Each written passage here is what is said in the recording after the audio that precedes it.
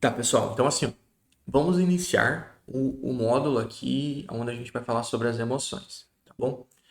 É necessário a gente entender que as emoções elas são a peça-chave para nossa tomada de decisão, tá? Então, assim, qual que é o papel das emoções no nosso dia a dia e no nosso cotidiano? Pensa comigo.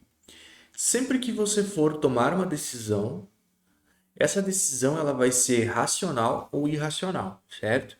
Então, assim, a emoção ela vai tomar conta de praticamente todas as nossas decisões, tá? Então, se torna algo que quase imperceptível. Então, muitas vezes a gente está lá fazendo alguma coisa e no automático você acaba efetuando uma determinada posição, uma determinada situação em que você não pensou muito bem naquilo, tá? Então, assim, a gente precisa entender que na grande maioria das vezes a gente vai acabar tomando decisões que não vão ser o que a gente esperava, tá? E para isso a gente precisa entender o funcionamento da mente, o funcionamento das emoções, para conseguir interpretar essa tomada de decisão, tá? Para a gente se deparar com um problema, com uma situação, parar e se perguntar: opa, o que eu faço agora? Qual que é o pensamento, tá? Tá, antes da gente partir e entrar no mundo das emoções, eu preciso que você entenda como que funciona a nossa mente, né? O córtex cerebral, ele absorve as informações, né? E ali dentro existem funções cognitivas que vão desenvolver pensamentos. Os nossos pensamentos, eles são divididos em duas etapas: o pensamento dialético e o pensamento antidialético. O pensamento dialético é o pensamento que vai ser o que vai tomar proporção devido à razão, devido à estatística, ao pensamento lógico, tá? Então é um pensamento que a gente força. Então eu vou ver aqui, 2 mais 2 é 4, então é um pensamento lógico de que aquilo é algo que aconteceu e de fato é só uma estatística. Por exemplo, morreu alguém. No pensamento dialético, a gente está colocando essa morte apenas na estatística, menos uma pessoa no mundo e mais uma pessoa morta no mundo, né? Então é apenas um pensamento lógico estatístico. Esse é o pensamento dialético. Ok? Entendendo isso, a gente vai agora para o antidialético. O que é o antidialético? É o pensamento contrário. É o pensamento que a gente absorve e tem quase que de maneira automática que flui através das nossas emoções, tá? Então, aquele pensamento que tem uma espécie de sentimento, entende?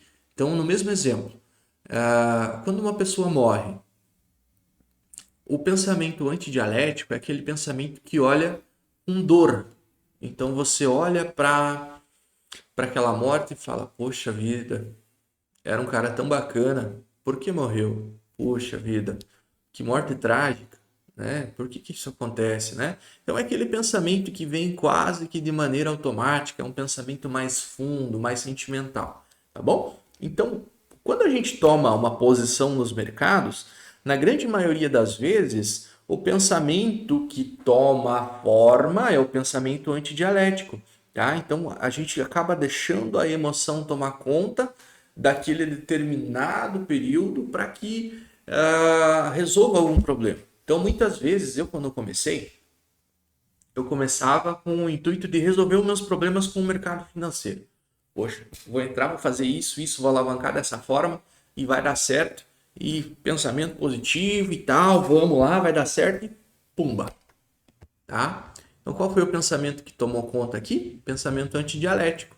Eu depositei minhas esperanças naquela operação e aquela operação acabou dando errado. Logicamente, eu preparei todo o cenário, toda a cova e me enterrei. Por quê? Porque eu acabei gerando um pensamento que não era devido para aquele determinado momento, tá? Quando eu sento na frente do gráfico, quando eu sento aqui para operar, para trabalhar mercado financeiro, o meu pensamento ele precisa ser um pensamento dialético, um pensamento lógico.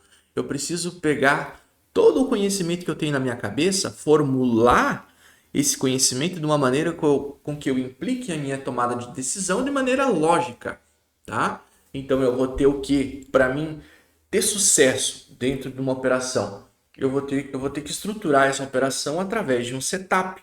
Então esse setup ele vai moldar para minha operação, ele vai me dizer o seguinte: eu entro aqui, eu saio aqui, o meu risco é esse e a minha proporção de ganho é essa. Então, é lógica. Ou eu vou levar um stop, ou eu vou levar um gain, um lucro nessa operação, certo? Então, qual que é o sentimento que precisa predominar aqui nessa operação? O sentimento de que ou dá certo ou dá errado, tá? Você tem que trabalhar de maneira lógica. Você não pode depositar esperanças, fazer um trade da tua vida aqui, porque isso, se der errado, você vai se frustrar muito. E a grande maioria das vezes, quando uma tomada de decisão é feita desta maneira, dá errado. Porque você já está fazendo cagada, meu. Perdão da palavra, mas é cagada. Isso é burrice, é coisa de criança, tá? Vamos ser adultos e vamos trabalhar de maneira séria aqui dentro, ok? Então, assim, recapitulando, o pensamento lógico é o pensamento que a gente vai unir as informações cognitivas aqui na nossa mente, aonde a tomada de decisão ela tem que vir por meio da minha entrada. Então eu determinei que quando o ativo atingisse um determinado preço dentro de uma determinada figura, iria dar início ao meu setup de entrada. O meu stop ficaria posicionado alguns tickets abaixo.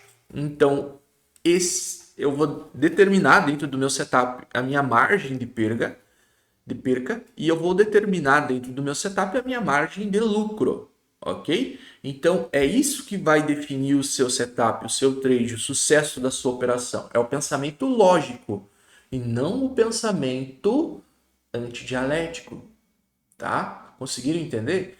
Pessoal, muito simples, muito fácil de ser entendido. Vocês só precisam ter autocontrole. Vocês precisam mapear os seus pensamentos. Vocês precisam mapear a sua mente, como ela está funcionando, como ela está trabalhando, para que vocês consigam obter e tirar lucro daqui.